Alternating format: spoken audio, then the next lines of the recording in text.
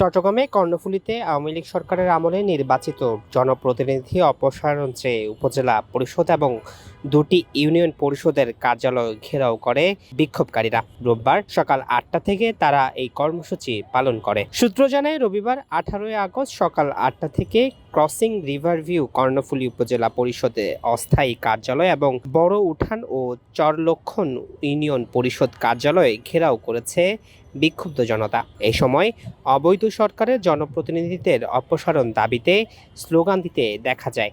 পরে সেখানে সেনাবাহিনী উপস্থিত হয়ে পরিস্থিতি নিয়ন্ত্রণে আনে। ঘেরাও ও বিক্ষোভের বিষয়ে জানতে চাইলে কর্ণফুলী উপজেলা বিএনপির সদস্য সচিব হাজী ওসমান বলেন, অবৈধ সরকার আওয়ামী লীগের জনপ্রতিনিধিদের অপসারণ দাবিতে বিএনপি সহ বিক্ষুব্ধ জনতা অবস্থান নিয়েছে।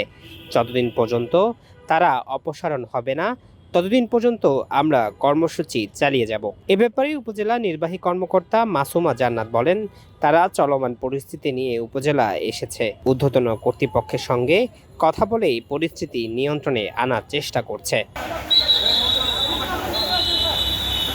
নিউজ ডেস্ক, দৈনিক আজাদী।